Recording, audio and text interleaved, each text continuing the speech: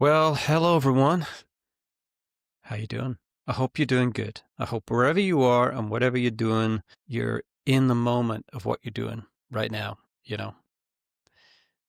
I'm not sure how many people actually sit down and just listen to a podcast. I think most people are doing something else while listening to a podcast. So you're probably in the moment and this is just background noise. And hopefully the background noise is somewhat interesting to you.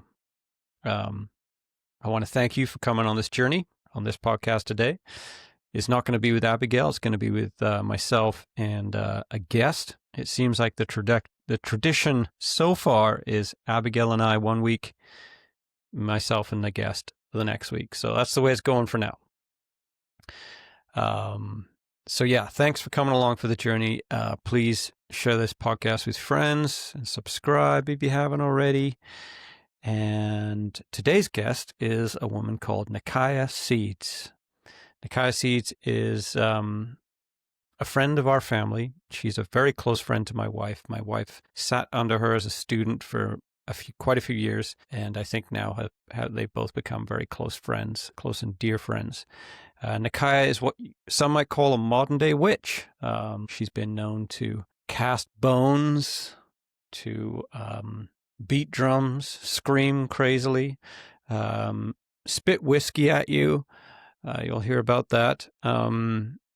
Yeah, she is a woman who feels a lot of things, but she's brings healing in her own way through teaching people to connect with their broken soul parts and maybe their some historical part of yourself, to reconnect with those parts. I'll let Nikaya speak for herself. I'm going to screw it up if I try and explain exactly what she does. So I'll let the podcast do the work. But I hope you enjoy this episode. Yeah, let's get into it. Here we go.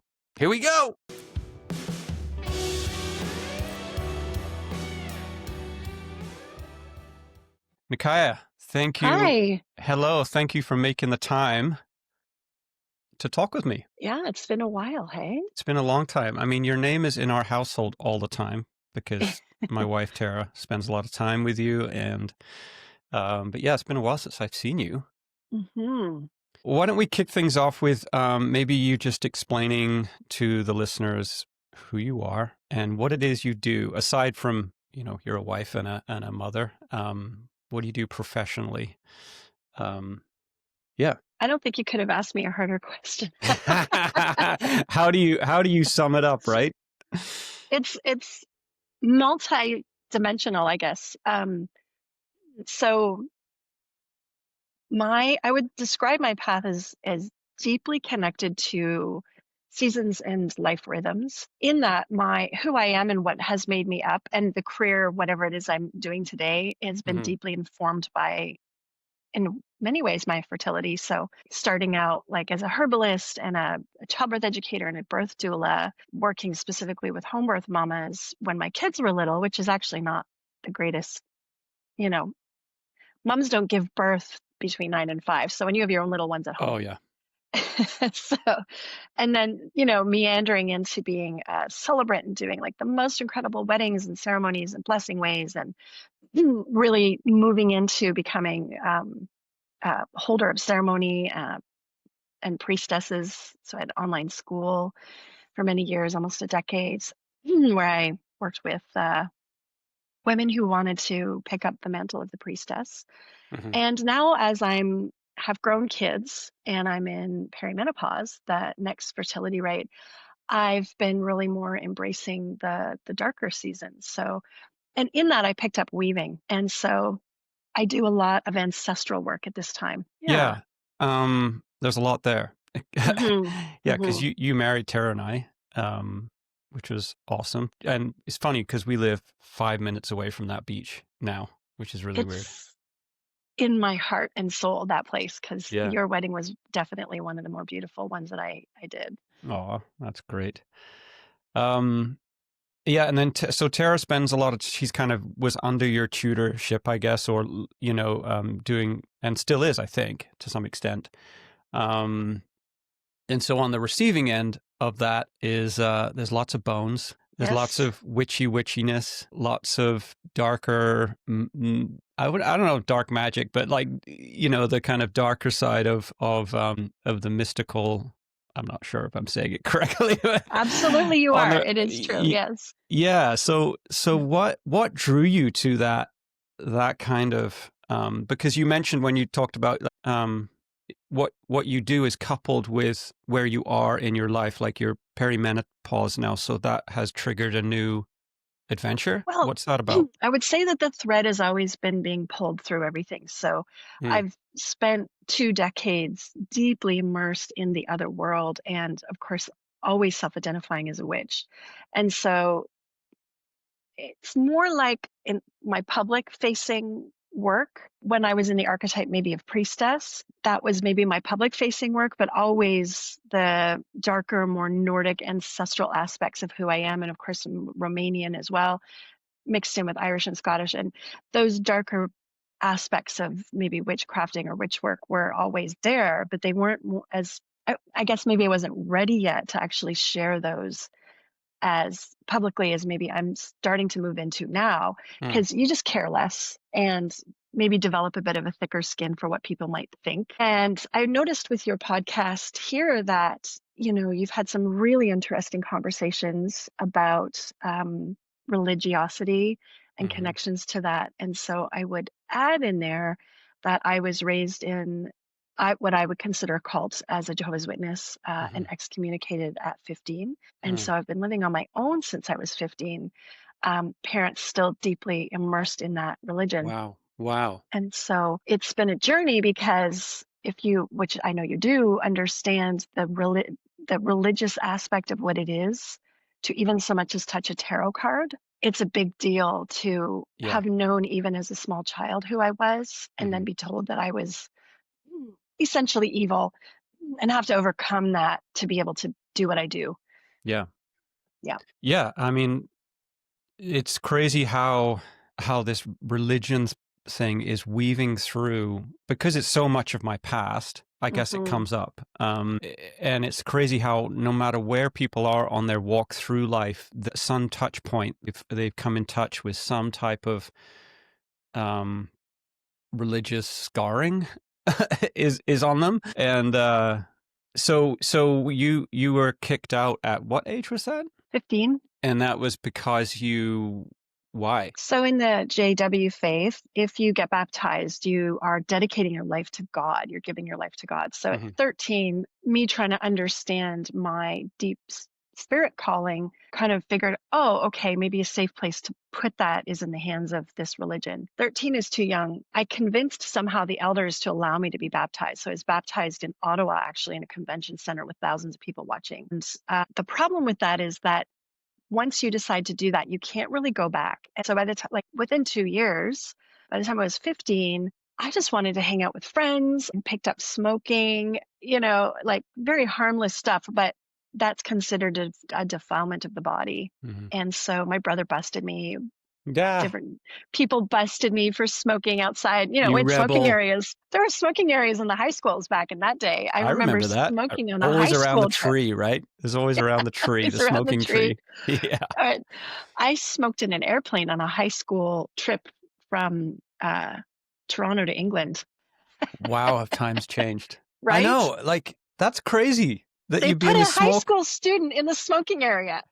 There's like ashtrays in the airplane seats, I think, back in the day. Yeah, yes. Incredible. I remember my mouth being really dry because you're up in the freaking air. It's like Yeah, smoking a pack of I grew up cigarettes. in the UK, and every time you went out to a pub, I wasn't a smoker. You'd have to wash your clothes because it just Oh, absolutely, and you couldn't have told me then. Any amount of money wouldn't have convinced me that they'd stop smoking in pubs, and sure enough, they'd done it. But yeah, yeah, shocking. so you Where were a was I bit of a going with rebel that? child, and you were So, ousted by your brother. yeah, so the elders sat me down and they were like, we're going to have to ask you to leave. Wow. And, if you feel like you can repent, like maybe we'll consider taking you back. But, they wanted me to understand that they would mourn my death, that no one in the congregation could speak to me again. Now, keep in mind, I live in a very small town. The elders, older men, were literally weeping, sitting with me in the Kingdom Hall. And they were raised me. Like some of these people in the congregation changed my diapers. So it was a Mm. big deal to leave and to be disfellowshipped is what they call it. So you refused to repent? I knew I couldn't. It was the first time in my heart and my soul I understood, well, as much as a 15-year-old can, who I was. Yeah. And I said, at the time I said, I'm going to come back. So yeah, I'll repent and come back, but just not right now. Wow. I don't think I really knew what I was getting into because I remember going home and my mother crying and my father standing very stoically. He was an elder in the congregation. He had been removed as an elder because I was kicked out. And I remember like crying and like asking him for a hug, and he just wouldn't. He just Oh couldn't. my God. I'm like getting a little bit emotional. So And damaging. within 6 months, I moved out. Wow. And I finished high school and I worked in the evenings so I could pay my rent. And eventually I had a nervous breakdown, and some high school counselor said, there's this thing called student welfare. And they got me onto that so that I didn't have to work after school to pay rent. And Bob's your uncle, I guess. I don't know. Is Bob your uncle? Actually, So do you have a relationship with your parents now? I do not. That's so crazy. Yeah, because I Yeah. don't know if I sent that. I just talked to my friend Jackson, who did time in jail for drug trafficking, and he was disfellowshipped as well. And Oh, there's a lot of um, us.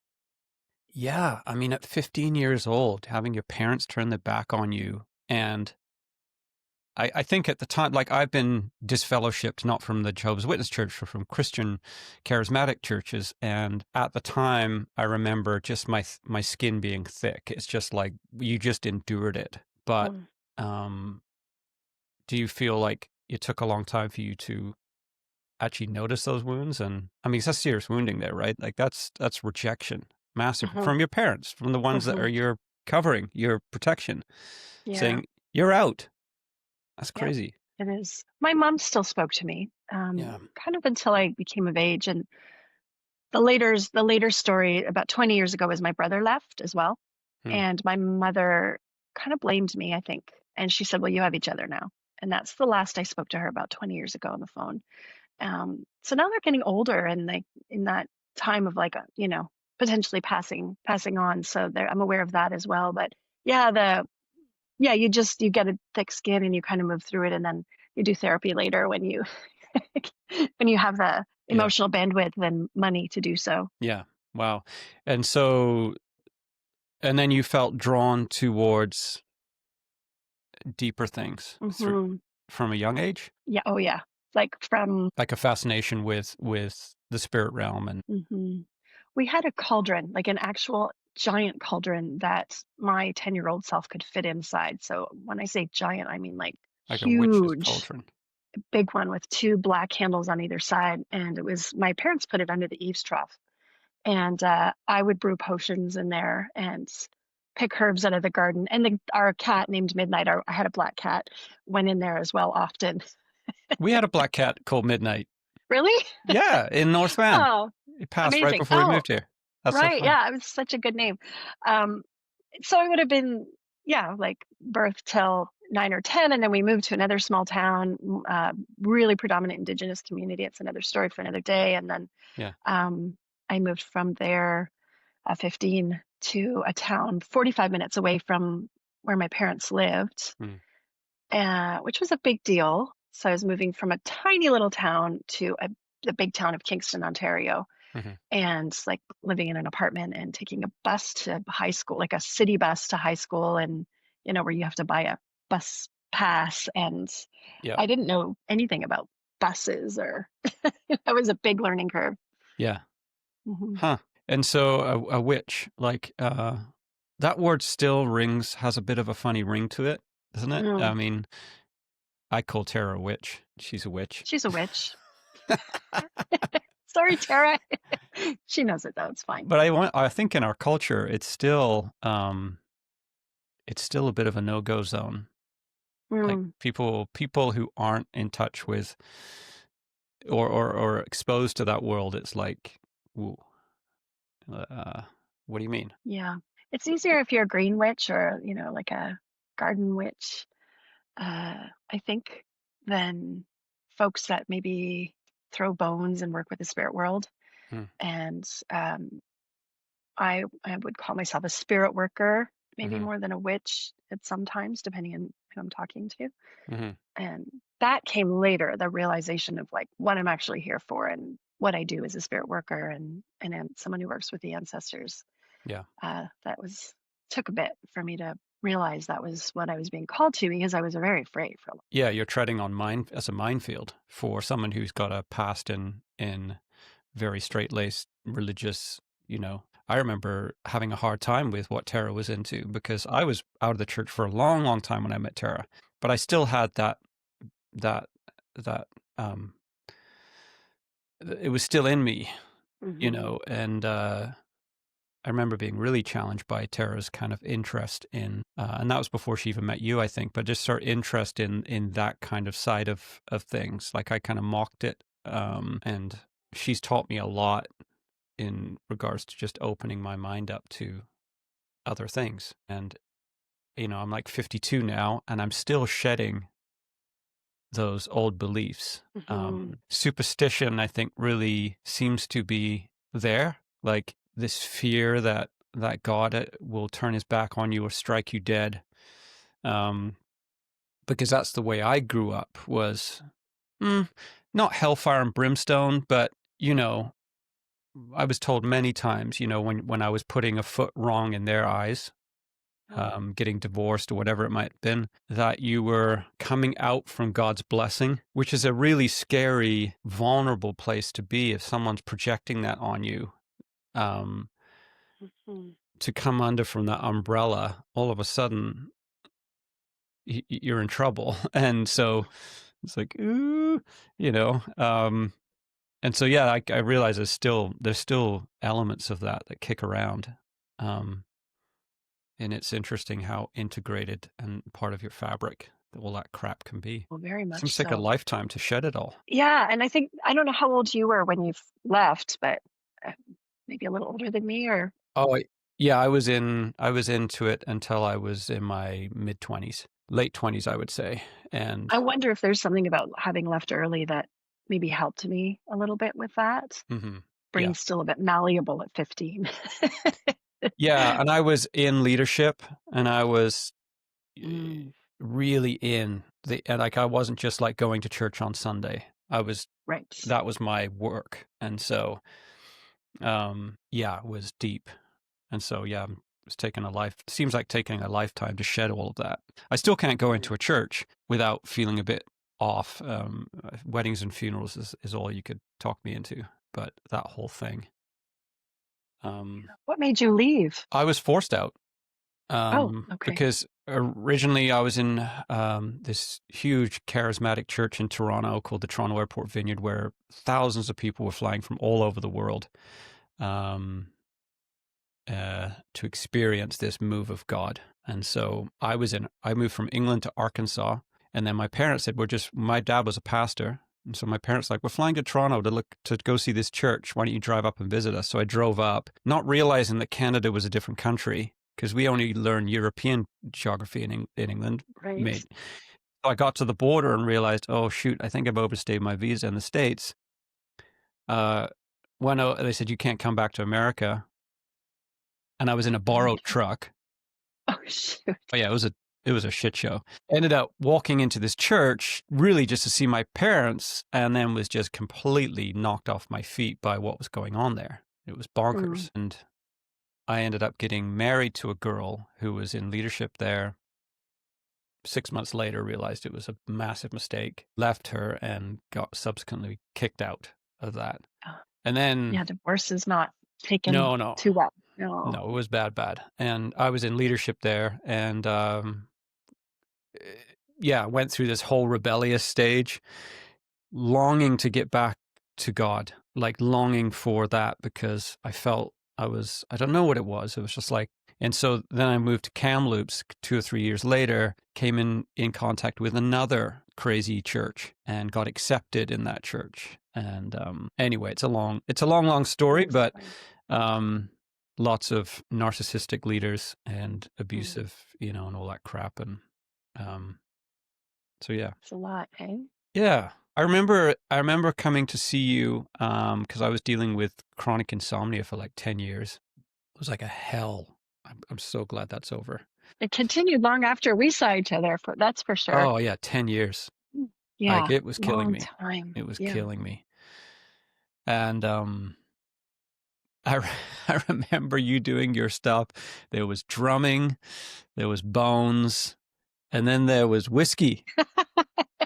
The And it ancestors love ended off, I whiskey. was lying on this table, my eyes were closed, and I think you kind of told me you were going to do it just to get my consent, and then you spat whiskey all over me. And I I was like, do. wow, that just happened. What have I just gotten myself into? Yeah. Yeah, it was fun times. Was one part of a very complex puzzle for you, the insomnia? And another conversation for another day, but It doesn't have to be. I find it fascinating. And obviously, because I see your wife, Tara, often I often ask, how's Joey doing? And she'll Yeah. give me a little update. But I'm curious how you broke the insomnia cycle, because it's a, complex thing. Yeah, well, I think I tried just about everything. Yep. I had one Including doctor. letting me spit whiskey on you. Yep, I had whiskey spat on me. I saw a doctor that said, your circadian rhythm's out, so you need to go to bed at like 5 o'clock, and you need to wake up at 3 to reset it. I was like walking around my neighborhood at like 3 o'clock in the morning, pretending that it was my morning. Yeah, just you name it. I tried different pharmaceuticals that didn't work. I think, yeah, it was like 10 years, and I actually was starting to make YouTube's videos for my family and for my work because I felt like I could die because I was Mm, driving around Vancouver like a zombie. And so I started recording these videos like, this is how you run the business. This is how I do things. wow. Videos to my family, videos to my kids. I mean, it was dark, but I felt like I was in a dark place and it wasn't going away.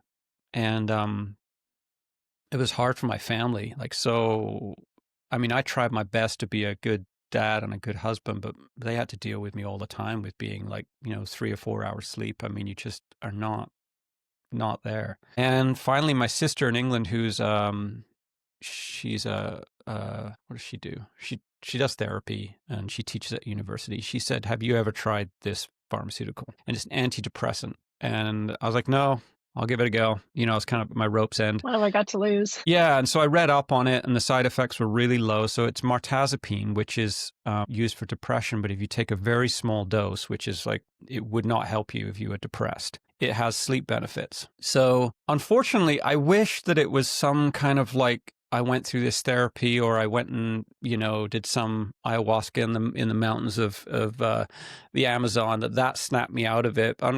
It's kind of a bit of a downer to say, well, actually, I took a pill. So I started taking this, and it didn't knock me out. Like I was addicted to NyQuil for years when I was a touring Mhm, band, and that stuff is awful. mhm. It's brutal stuff. And I would have it every night, and it would just make me feel so groggy in the morning. But this pill, it didn't make me feel rough in the morning. It just allowed me to, if I woke up to go to the bathroom, I could kind of fall back asleep. So it Oh, just allowed me just to amazing. kind of like feel a little bit like dozy, but it didn't knock me out, and I didn't feel like crap in the morning. So it's been amazing. I'm now down to like a half a one, and I could probably get off it, but I'm kind of scared because it was Oh, such a dark time.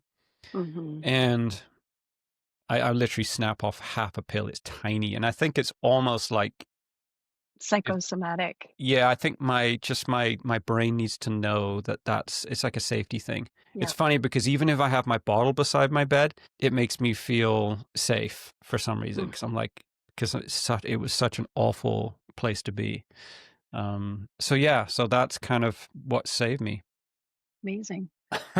There's a place for it, right? There's a place for modern pharmaceuticals in amongst all the herbs and the spirit work, like Yeah. sometimes that's what is required. Yeah, yeah. For me, I think I've tried everything and that nothing worked, and that was what worked. But um, There's still some stuff down there. Still some trauma down there. I think it was Yeah. birthed out of trauma, the Yeah. whole thing. Yeah. It's wow. I mean, that's a whole other conversation. Uh, You keep but saying that. Let's just go there. well, I know. So All is right. trauma a big part of your work? Well, you know, I want to say yes, but at the same time, I'm really aware of the deep, powerful trainings that have been set up by people that take years to complete. And I have not done those. So, out of respect for folks that actually do trauma work, that Mm, have spent their lives invested and, really gone there, I would say I don't have training, but of course, I've done little bits of training to understand.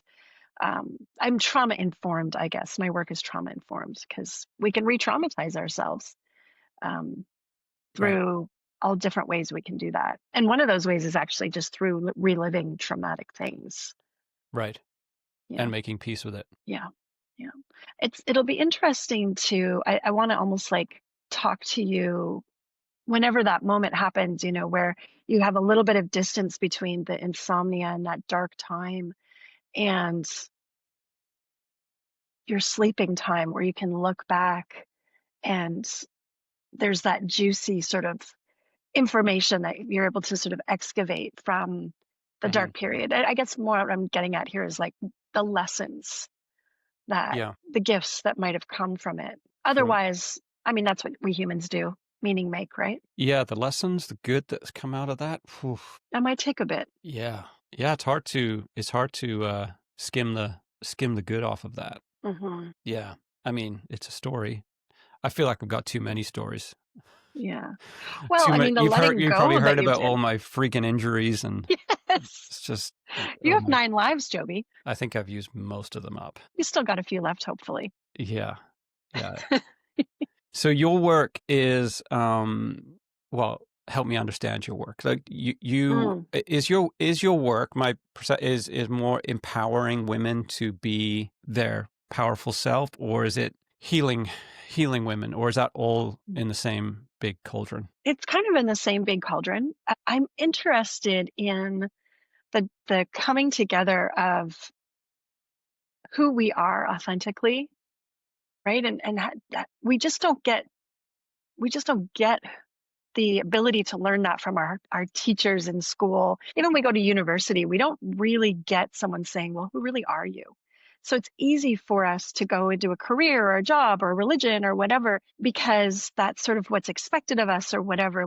And there's never that, let's figure out who we are. What are we here for? And that's sort of the big question that I think many humans grapple with in their own different ways. We have different languages for it.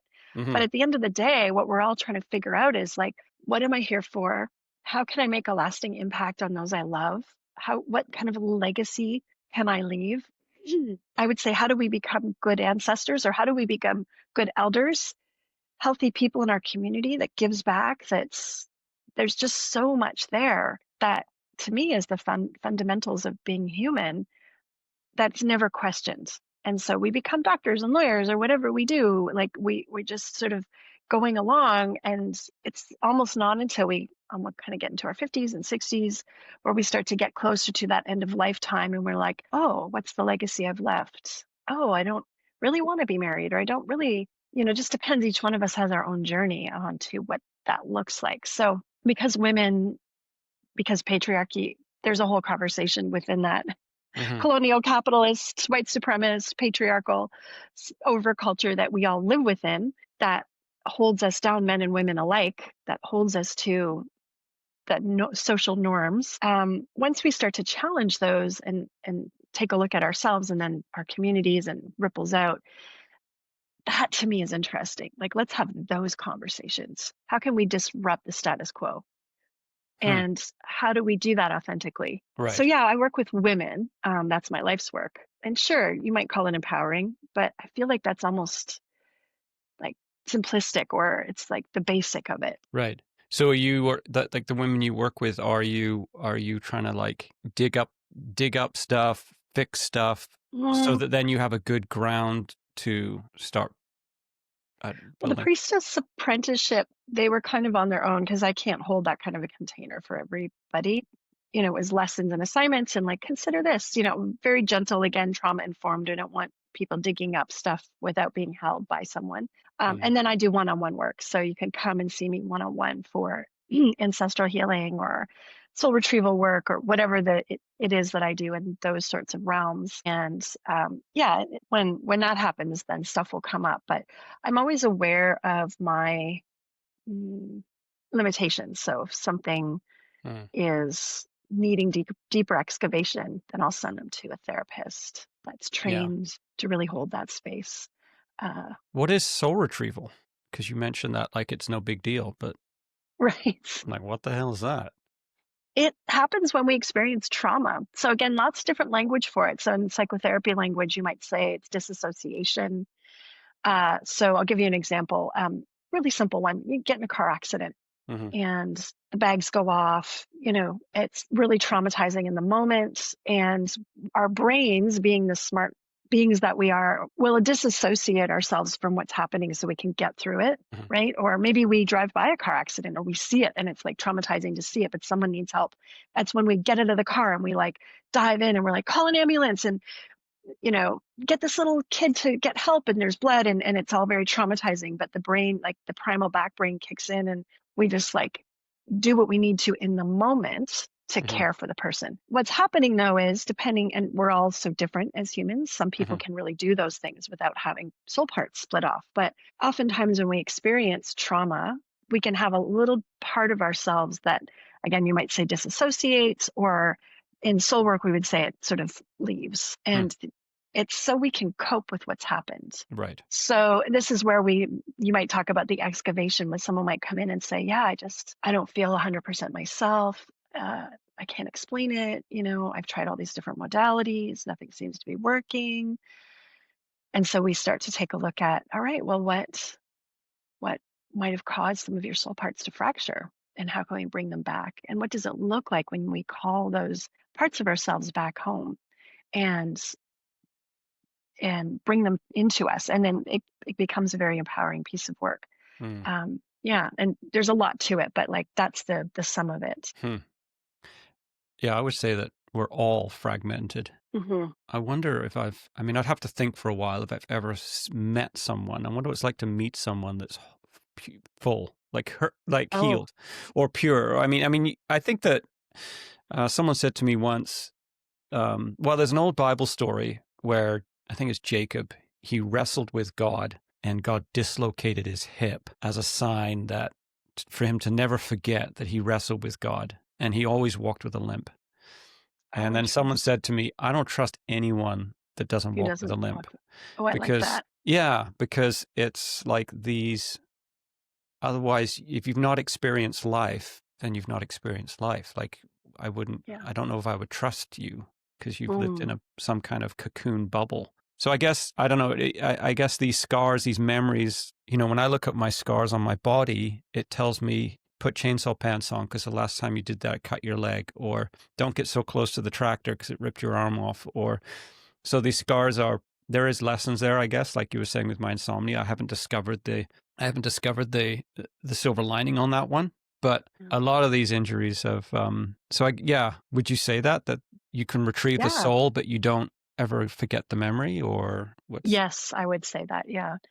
Y- it's that scar that's healed, that's still there and apparent. And it's also, I would say, collected wisdom, Mm-hmm.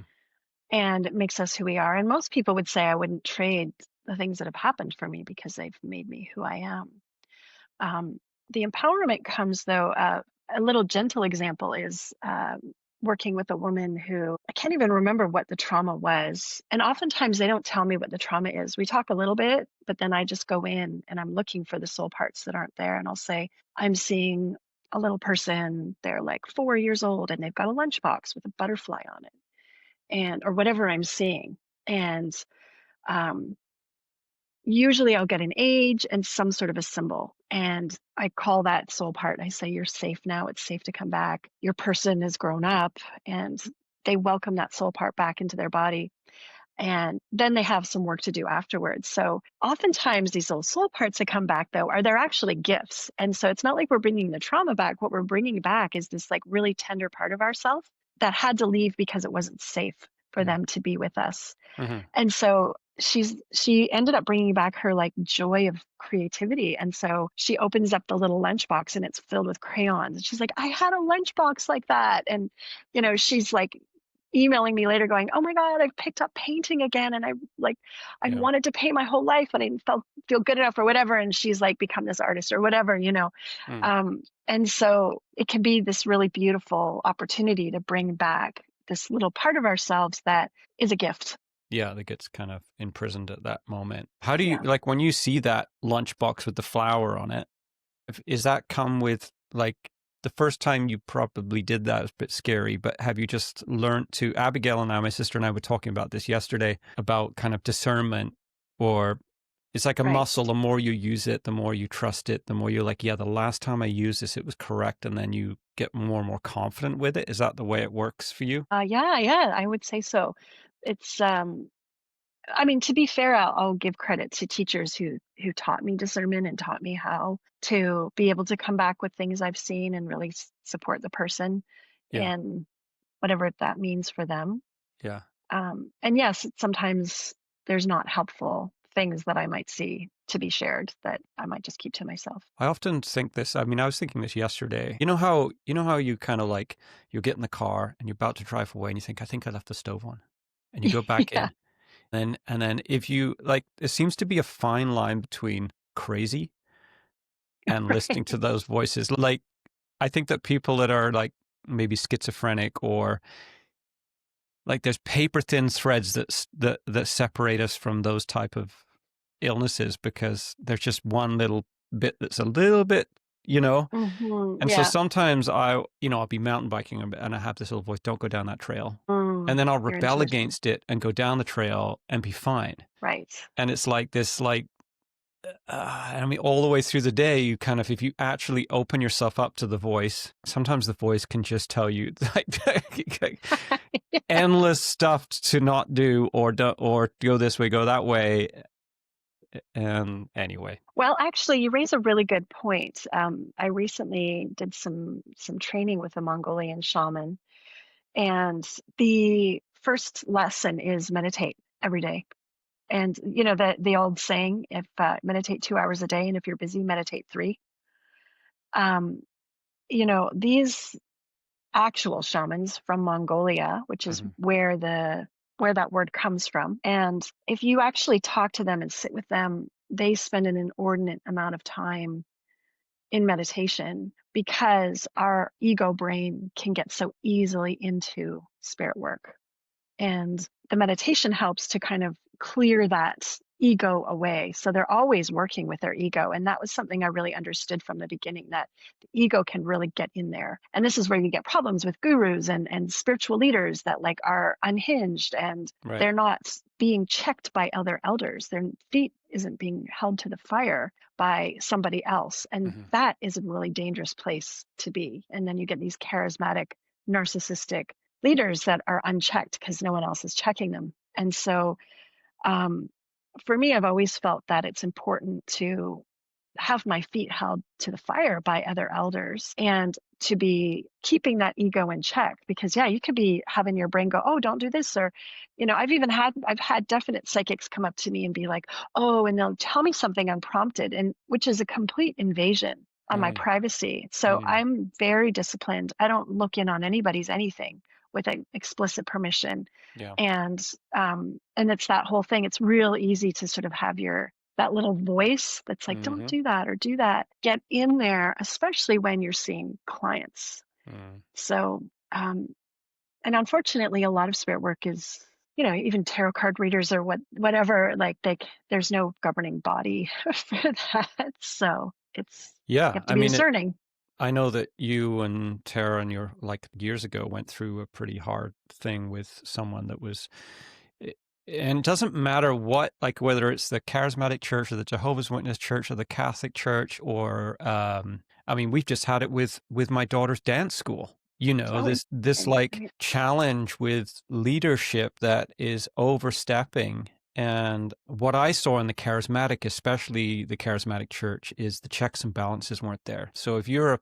you're a talented leader, you get elevated very fast based on your just charisma. Yeah. You can lead people. I mean, all the cult leaders that we know about in history were incredibly attractive, not aesthetically attractive, but they have this drawing power, magnetic power, right? Which is what rock stars have, what actors have. And if that is used unchecked, like you say, it can create so much damage, because then all of a sudden it's like, I kind of feel like God's telling me I should sleep with your wife. And I think that all of these, and then it just snowballs. Yeah. I mean, look As you at said, Brian it's, Jonestown. I mean, that is oh, when I oh, think about that story, I'm like, those people that drank the Kool-Aid, hmm, um, were not idiots. Like, they weren't like dumb people. They were really smart. They were mothers, loving, and somehow they got caught up in something that they just could not see the wood from the trees. yeah. I'm curious about that from as an ancestralist, as someone who's interested in take a look at I'm going to talk about white folk here for a minute.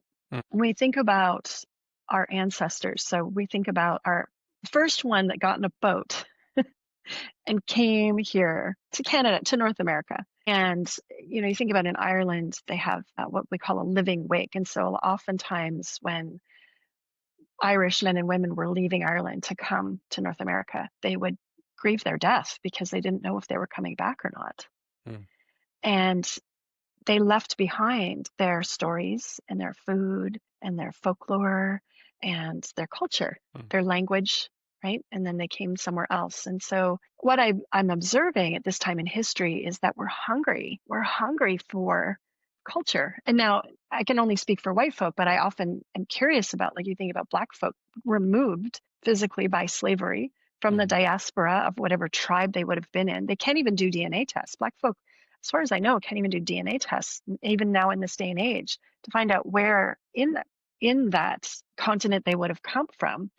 Um, that's a whole other piece, around how DNA tests and all that kind of stuff work. But so what I'm getting at is that hunger that we feel, looking for community, looking for something that we lost a long time ago, generations ago. And so well, then you get into like cultural appropriation. We get lots of white folk that want to like get into intact living cultures and spiritually, or mm, or we find it in religion because it's giving us something, whether it's the community of the religion that mm, we don't have, that we mm, left behind.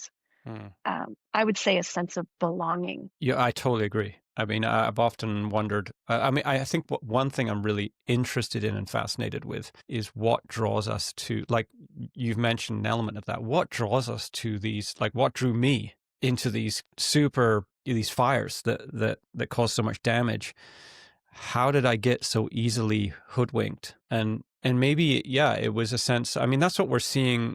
Politics aside, and who's right or who's wrong. What we're seeing in Europe a lot is, I mean, where I'm from in England, there's all of these protests and riots, and you know, for good or for bad, the country has been inundated with refugees, and these wars. These poor guys have to go somewhere, but then you've got the locals who are saying, "My identity, I don't know who I am anymore. Like, I want my identity. Like, I want to feel a sense of belonging." And now there's just, I don't know, this country, this heritage that I have is kind of getting washed in Hmm. and becoming a big, and people are feeling kind of, uh, I don't know. There's something there that's being triggered. Um, I think we're tribal. we At the are. end of the day, we're tribal animals. So that if that feels threatened, then we don't really know what to do with it. Hmm. So my only guess is that we're going to have to evolve because, yeah, we're a melting pot. That's what we call Canada, right? We're a melting pot because we're not just.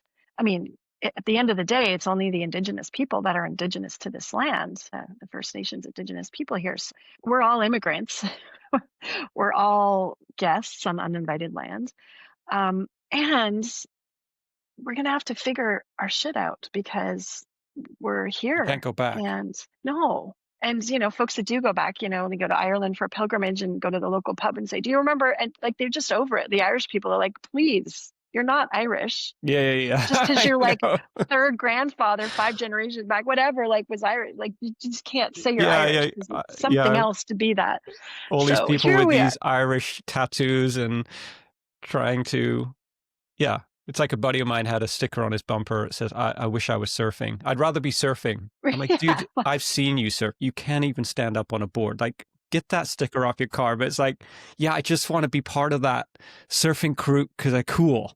Yeah, It's yeah, like, yeah. yeah, you Exactly. don't deserve to have that sticker on your truck, buddy. Yes, we glamorize the idea of something, right? Yeah, And so we almost do that in all fetishize it. different ways, whether it's like, yeah, whether it's surfing or being part of something is what we're all really looking for, is Mm-hmm, that sense of belonging. And so I don't know, like where will we be in another 100 years if we don't destroy ourselves? I think we're gonna have to get over ourselves and just be like, we are a mix of everything, and we have a chosen family, and they can be from any continent or mm-hmm, country on this planet, and they can be different from us, and that's okay. And ideally we can come to see it as an asset, where it's like if you're gonna have your little crew, you kind of want like somebody from here and somebody from here. Like it's like the best crew is made up of people different from yourself. But we have mm-hmm. so far to go Yeah. to Yeah, I mean, I think understand that. that the tribalism thing has been that people have tried to squash that out, but to me, that's just a reality.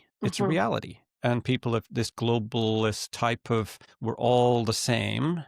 Well, we are all the same. We all deserve the same human rights, but Tara's tribe is with you and the witchy people. Like, that's not my tribe. And I But her think that tribe is also with you and your family it is.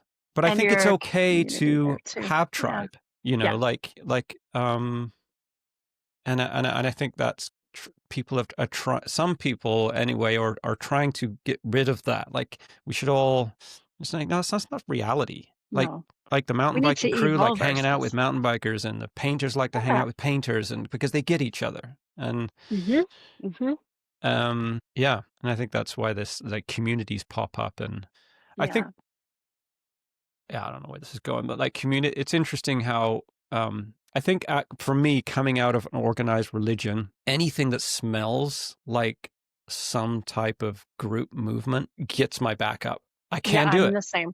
Yeah. Like someone's like, Yeah. I think we should buy, like around here, there's a lot of, I think we should buy 50 acres and all of us who I'll think share it. alike, alarm bells go off like crazy in my head. I'm like, it's not going to work because you know what's going to happen. You're going to have rules, and then there's going to Yeah. have to be a leader that kind of has the ultimate say.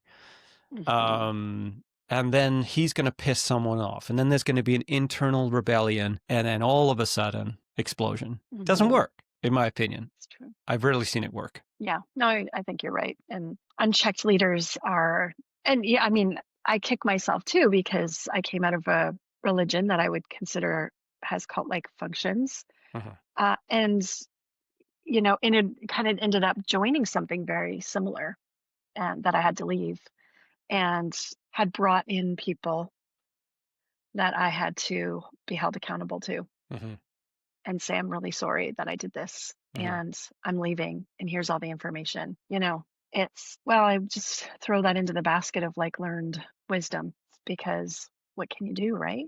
We're all trying to belong somewhere. Doesn't work necessarily. Yeah, I think the human need to, well, it's probably, I say white man, but it's this need to create something bigger, always bigger. And I'm guilty Hmm. of that. I mean, I like build a company. Like I've had to deal with that with my little renovation company. This like, oh, the guy over the fence has a bigger business than mine in comparison with it, and then feeling like shit about my little company, and all of a sudden it's this motivation to grow something bigger. I have a good thing. Now I need to double it, triple it, quadruple it.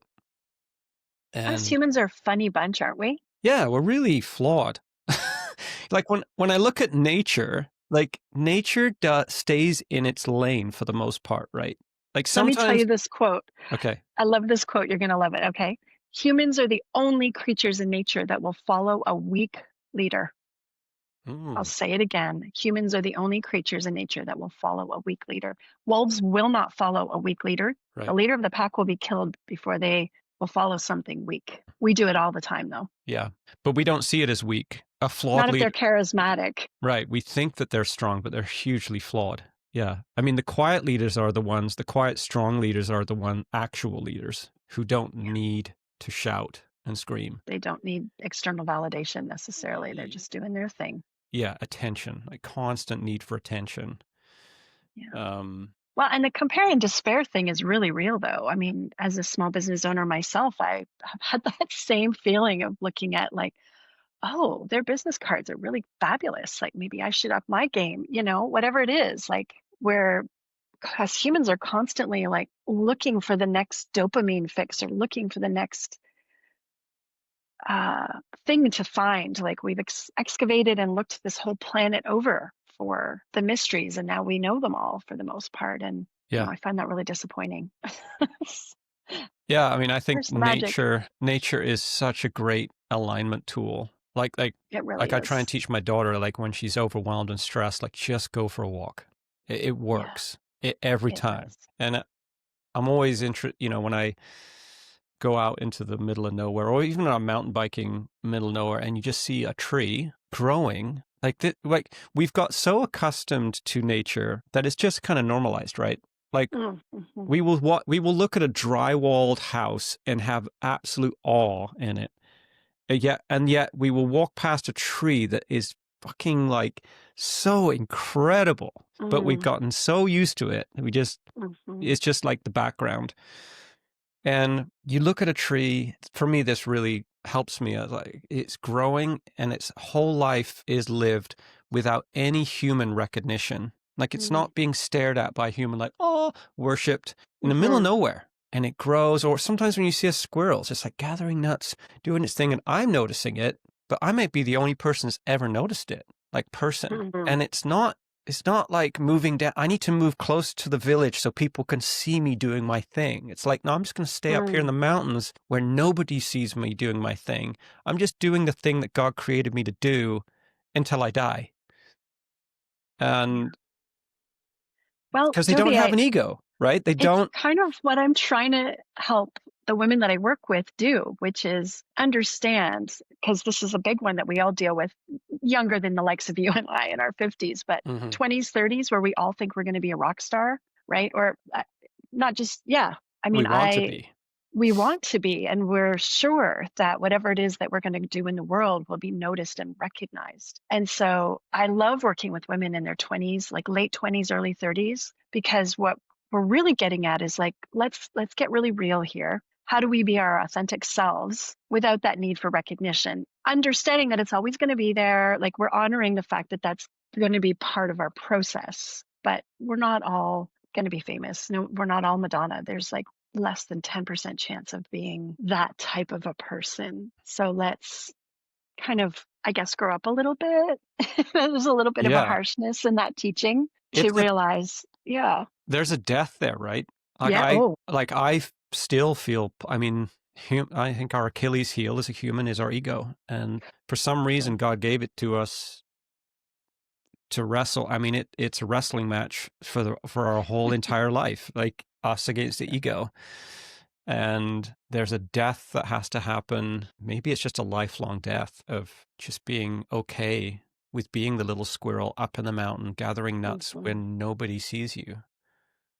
I think it is. I wonder, do you feel like there has to be a connection with a godlike entity for that to really align properly? No, I No? don't think so.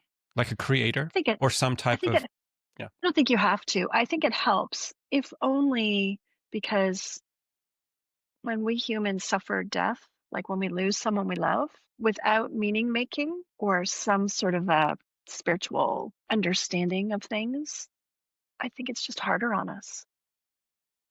Why do we have so many meaning making things around death, from, oh, they're in a better place or they're with God now or Mm, the angels took them or whatever it is that we say to again get into spiritual communities like, if you believe in reincarnation, then, they're going to come back again as something else or someone else. And mm, so there's that little like tenderness that yeah. lives in your heart around your belief system. So I think it's helpful to have that. I have met people dying who were full atheists and stayed so till right to death, like didn't change that. And in this case, I think about I won't speak at the names, but Mhm. he was an older man, older than myself, and his wife really had a lot of deep beliefs, and it got her through his death. But he just believed he was going to die and rot. Like he didn't think he was going anywhere. He just was like, "This is the end of my life." And I wondered, and I was curious about because I don't know, and I can't speak for him, Mhm. how his death was because he died young, pancreatic cancer, and he was just like, yeah, I'm just going to die and rot, and that's the end of me. And he didn't have children, so there was no legacy. And I wondered what that was like for him. I'm just still curious what that was like for him right at the last moments. But I watched his wife meaning make and rely and lean so heavily on her spiritual belief systems that it Mhm. really got her through. So yeah, I don't think you need it, Hmm. but is it helpful? Yes. Have humans been doing it for time immemorial? Yes. Well, we do know some scientific things, like we know that energy is really real. It's proven. And so when a human leaves their body, we know that there's energy left. We know that the brain still works after the body dies. There's all sorts of fascinating Hmm. bits of information there, but I don't know. I guess I don't have the answers because I haven't Well, died yet. So there's two big mysteries, right? Is there a God and is there life on other planets? I mean, those things I don't think will, because no one's managed to die and come back. well, they have, but I guess so. some might say that what they're seeing is a physiological aspect of what the brain does when it shuts down, and others Right. are saying like, I saw God, I died and I came back, and I saw my whole life, and I saw the tunnel, and I saw all these things, and Hmm. they will change their entire, like, how many people have died, come back and changed their entire lives? Yeah. uh what is that? What's that all Do you remember about? that 80s movie Flatliners? uh, It where they was would die and bring themselves back on yeah, they were a purpose. bunch of doctors, right? And Yeah. they saw how long they could die for because they wanted to go further and further into that other, The other world. yeah, good old I have 80s to movie. rewatch that again. Yeah, I mean I through all of my spiritual hurt and damage, I still can't deny. I still believe there's another realm out there. Just because I know for me, I felt it. I mean, I've Mm, been physically healed, and I can't explain it. It's like an uncurable thing that got completely healed through a. And in my darkest times, I felt something there. Now, did I make mm. that up in my mind to survive? I don't know. I just have a hard time believing there's so many miracles around, like so many miracle kind of organic things that happen. Like, um, I have a hard time believing it just happened. Yeah, I agree. Like I And I've feel, experienced it. Yeah. yeah, and I felt it, and you can't take that away, and I can't transfer that feeling to someone else. And I think sometimes, like we were talking about the scars and these experiences, I think that's what wakes you up to this because hard times seem to emerge. Like the flower that comes out of the hard times is that, right? Like, how Mm. did I get through that? Like, I Yeah. don't like sometimes when you like I'm always interested. I haven't been to the bar in forever, but you know, you'd sit sometimes when I was doing touring band, you'd sit next to people at the bar and you've got your classic jock and they just have a two-dimensional mind. It's like success and women or whatever. Like Whatever it is. Yeah. anything spiritual. Like if you were to say, "What's the meaning of life, man?" They would literally pick up their beer and walk away. Like they have no grid. And I don't know. I'm beginning to believe that there might be their first time around the sun. Like my youngest boy, Gabriel. Everyone that meets him, they're like something special about that kid. He's like Mm. an old There, well, soul. there is. He's an old soul. And I'm like, yeah, maybe it's not his first time on this planet. And I can't explain all of that, but I'm like, what makes him an old soul and this kid over here not? Like, he didn't Mm. learn that. It's just something in him that is connecting with, like, we'll drive. Like, he's only 11 years old and we'll drive and he'll be like, yeah, that guy made me feel such and such. Or, you know, like he's in touch with, or we'll be totally silent and he'll just reach his hand over and say, I love you, Dad, or say Cool. something that's like not a lot of, and then I'm so used to it, and then I'll be around other kids and then other parents, and they'll talk to me. It's like, Gabe's like, feels like I'm talking to a grown up. You Mm. know, we'll talk about like pretty deep things. He's a pretty special kid. I've met him and I agree. He's a really special one. My daughter Zara, when she was 3, said to me, "Mama, do you remember when I was your mama and you were my baby?" I took a deep breath and said, "Tell me more."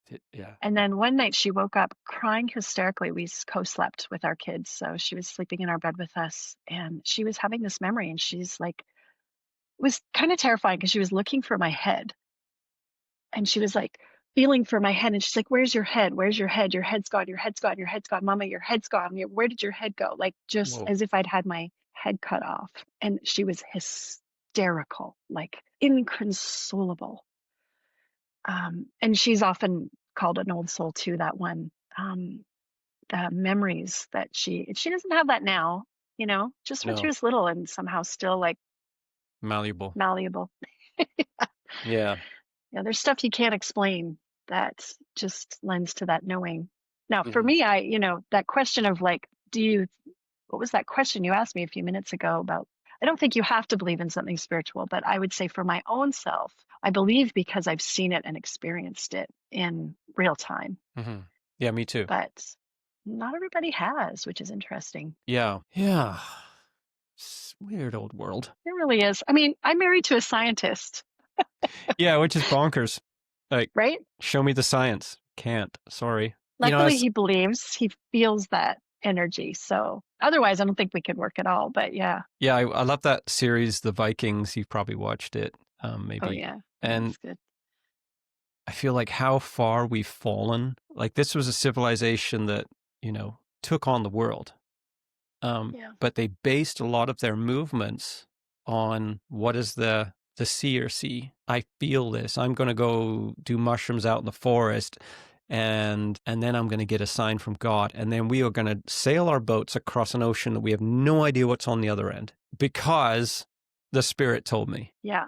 And we're And not afraid to die because if we do, we'll just go to Valhalla and drink beer with the gods. yeah, yeah, Imagine not being afraid of death, like having your belief be so real to you that like you could just run into battle and be like glory or Valhalla. yeah. Which what's made them such a force to be reckoned with, because fear of death is what makes you turn and run. They actually, Yeah. I remember the old guy in Vikings. He's like pissed off that he wasn't dead yet. He's like, Yes, that's "Fuck, I'm right. ready to go already. I keep surviving these battles." Yeah. But yeah, I feel like we've fallen a long way from. We've become so reliant on being like scientifically prove this to me that we've squashed out the kind of like this other thing The that used to be mystery and the really magic. trusted, right? Like people would make Mm, massive decisions based on what like sailors and the bones, Like I think we yeah. should go north or south. What do the bones say? Yeah, Um, exactly. yeah, and And so that's at the end of the day, that's really what Tara and I work with. It's what we're getting back to is trying to remember those old ways and those old connections. We're trying to go back to the earth, sit with our ancestors. And we might call it dark because we're working with bones, but it's actually just an animist, ancient, earth-based tradition where like touching bones wasn't creepy or weird. We've just put movies in that tell us those things. mhm. But our ancestors, like it was just we're bones, and so that's a lot of what we're really just working with and call it dark, but it's just animist. I would just call it animist. Yeah, I mean, I'm often reminded of like it's taken me years and years and years to be able to talk about Bible stories again without feeling Mhm. like I can't go there. And I'm Yeah. reminded a lot of stories. And I think what frustrated the church when Jesus came back, if Jesus was a prophet or the Son of God or whatever he was, if it really happened, he was a pretty incredible person. He was like, you got caught up in all of this. You've made the scripture whatever God, and because he would go and like pick help someone on a Sunday, on a Sabbath, and they would like say, well, you said don't do that. It's like you're missing the whole point. Mm. He colored outside the lines of the rigid lines. That's why he walked into the first church and walked back out again. He said, I can't be here. I got to go be with prostitutes and fishermen. Mm. And I think, yeah, we get caught up with these. It was like, what are the rules? And it's like, well, no, if the God or the spirit, whatever, is actually a living entity, then a living entity doesn't live necessarily by rules. It's like, what's the problem today? Create a solution that's outside of the box for today's problems, if you know what I mean. Like, Yeah. Yeah. it's not yesterday's solution. It's now's solution. So if Rolling Bones, if you think that I can't give you clear direction through cards or bones or whatever it might be, then you've put me in a box. As much as I love books, I have to say that having written the Bible was probably the worst thing that humans ever did, Yeah. because they took what was probably once a living oral tradition. We think about the Irish oral living traditions, a living tradition, which would have meant that as each generation came along, they would have told their stories a little different, and the story would have changed and grown with each generation. But when you write something down and you create a Bible in it, it no longer makes, like, not eating pork. Okay, sure, it would make you sick because we didn't have refrigerators, but now we do. And I love so, pork. right? Yeah, I totally agree with you. I think that the Bible has become the golden calf. It's become the idol, which is the Mhm. very thing that God says don't do. It's like, don't. It's the most dangerous book on the planet in some ways. Yeah, like you smoked around the tree, so now you have to be excommunicated. Do you really think that if Jesus was alive, he would come back and say to do that? No, he'd say she needs a hug. Right? I actually did. Yeah, that's what. No. I said this there's one of my podcasts way back with Todd Atkinson, who was a bishop in Canada, and he got excommunicated or kicked out and was going through a pretty heavy time. And I put the question to him. I said, so if there was a second coming, if Jesus was to come back to this earth, would he walk into the church and would that be where he'd make his home now in this day and age? And he goes, no, I don't think he would. He would go to the margins. And I was like, so why are we wasting all our time building a house that he's not going to sleep in? Why are we doing that? Why, like, listen to yourself. Like, why carry on? You know? It's true. I agree. Some people are seeing it. Mhm. But yeah, the mass majority. Well, and then you get into like deeper conversations about tribalism, but then also like how humans do need a leader somehow. And so like when there is one, we tend to like follow them because it's a bit of a relief not to have to do that ourselves. Like some humans just tell me what to do, tell me what the rules are, and I'll show up to them. And that's a relief for me to Yeah, I don't think. not have to think about those things. And we don't tend to think. And while television and internet has dulled our critical thinking skills, so that's all the whole thing. Have you ever watched the series Black Sails? No, is it good? It's on Apple. It's a pirate. I'm writing it down. It's a pirate show, Oh, okay. and it's fantastic. It's one of my favorite series, and Okay. you'll probably love it. But I'll what I check it out. like about the show is that it's very historically sort of correct, I think. On a pirate boat, it's a democracy, so the captain can always be voted out. Interesting. So I wouldn't have thought that. No. So he's always wondering if the crew are going to vote him out. And so he's like on this tightrope, like, I need to be a strong leader, but I also need the people to be with me. Checks and balances. Yeah, it's interesting. And it's funny because the main guy, who's Redbeard, I think, and it's not comical at all like Pirates of the Caribbean, like it's a serious show. Right. They want to vote him out because he's a bit of a pain and he's not very kind of friendly. But when push comes to shove and they're in a storm or in a battle, he's got the best strategies. So they're like, we really don't like him, but holy shit, when we're in the thick of it, he can see Does through that it. matter? Yeah. Yeah. Yeah. So, yeah, it's a good show. We just don't learn how to create good leaders. We don't know how to like pick a good leader. We don't know what they look like when we see them. So we end up just kind of going with the most charismatic person in the room, which is unfortunate. Yeah. Make the same old mistakes. Are you a fan of using medicines, plant medicines and all of that in your practice? Well, it depends. Do you mean psychedelics or do you mean psychedelics? Yeah.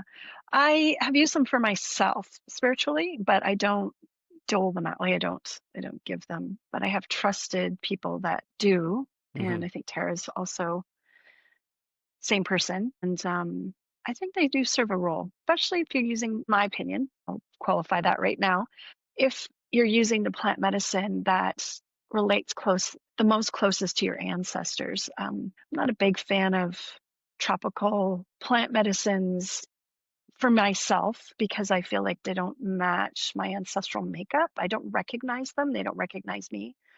Like ayahuasca. Not that I've Yeah, I've not done ayahuasca. Hmm. So I'm not really any authority to speak on it. And I know lots of people have and do and have had great success with it. But psilocybin, I think, is such a beautiful plant medicine. When you set an intent, you can go in pretty deep with them. Yeah. Yeah. Yeah. It's an interesting dance, right? I think Hmm. ayahuasca has become fashionable. I have yet to listen to your podcast on that. You sent me the link, and I was like, "Oh, that sounds like it was a good Yeah, conversation." she was deep into it. Like she went to the Amazon and all of that, and then the same thing. Well, I'll let you Mm, listen to it, but the same thing. This kind of cultic vein was right. running through Yeah. it, and I've so heard a lot. I've had to clean up spiritually the spiritual messes around people using that medicine, and then you open yourself up pretty wide when you're in the journey, and if the container is not really held, like things can come in energetically and whatnot. So mhm, lots of layers to using those types of psychedelics. yeah, need to tread carefully. Yeah, Yeah. my sister Abby Mm, has had some really, really rough experiences by just not having safe people around her. yeah. Yeah, People that know how to not just hold the container. It's not just like this fun love and light thing of giving out medicine, but then having the actual training. And I'm not talking about like spiritual training here. I'm talking about feet on the ground, counseling, trauma informed, somatic therapy. They've gone and done their education. They know what it is when someone's breaking psychically, and they know how to help them navigate themselves back yeah, through the haze of the medicine. yeah. Because I think a lot of times people lead you into the eye of a storm and then take off and say, "Good luck You finding break your a way back," and then you Yeah, create you break a park and they're like, more I don't know trauma. what to do. And now you've Yes, got another problem to fix. yes, exactly. Yeah. Exactly. So if you're going to go look for someone to do that medicine myth, you want them, in my opinion, you want them to be like, yeah, I've spent 20 years as a therapist and Hmm. done all these trainings and know what it looks like Hmm. when someone's in need and can come in and Hmm. hold that container. Yeah. Yeah. But it can be really powerful to get to some pretty deep things. Yeah. I did therapy with that woman, Tara, who was on that podcast. And she's like, well, we can either do 5 or 6 sessions without psilocybin, or we can take psilocybin and get it wrapped up in a couple or one. Because it's just gonna, or not wrapped up, but we can fast track to the heart of the problem because you've got it'll open you up, Yeah. and Did you do it? yeah. Yeah, I did it And twice with her, and it was incredible. She did it with music. The music really coupled with the psilocybin, oh, I agree. big time, big time. And it was interesting because the second time, and it's been this bloody insomnia again. She's like, we should do this. And so I did it again the second time, and I was expecting all of my issues to be father issues. I Right. just had that preconceived because me and my dad had a very fractured relationship, and it was bonkers because it was all the feminine. Oh, And I would look at her. I was on psilocybin. I looked at her, and she was sitting on the couch. And I don't know if you've ever seen that Michael Jackson video, black and white, where his face keeps changing. It's mm-hmm, like this fur CGI type of thing, and mm-hmm. every line, his Every face. 2 minutes, his face is changing. Yeah, and I looked at her. I'm like, oh my god, you're my ex-wife. You're my Oh, mom. And her face would just whoop, and then change, and then change. It makes the hairs on my arm stand up talking about it. And I came away from there. I was like, I thought all of my issues were father issues, but they're actually not. God damn it. And all my injuries are on my left side, which is Left my side. feminine. All of Right. them, Wow. except for my broken back, which is right down the center. So Mm, I'm working our way over. right. Interesting. Um. Anyway, so I guess we should wrap things up. But I know. I feel like we could just keep opening portals of conversations. I know people always ask me, like, what do you think we should talk about? And I'm like, I write notes, and Right. the notes just seem to fold over, and it goes where it goes. Right. Um, I if there see what you was, mean. I like asking this one question just to wrap things up. If there was Okay. one word that sums you up, what would it be? Oh, good Lord. I want to say complicated, but my Well, ego, could be. like, don't say that. um Multidimensional, I don't know, somewhere in that like complicated complex genre. Multidimensional sounds less Multidimensional. judgmental. Yeah. Multidimensional it is. Nikaya, thank you so much for having a conversation with me. I enjoyed it. Thanks for having me. Now I feel like I want to come over and hang out with you and Tara and have tea Yeah. and put the kids to bed and Yeah. talk. Yeah. Well, let's make that happen because life's short. Yeah. Well, and I'll bring my husband Sarab and he can throw his like interesting Science twist on it all. yeah. Well, and like I think he's a jazz musician too, so he's Oh, yeah. Cool. multi-dimensional too. Perfect. Yeah. Thank you so much, Joby. It's been really fun chatting with you today. Yeah. Thank you. All right, we'll talk Okay. soon. Bye-bye. Take Thank care. you. Bye. Bye.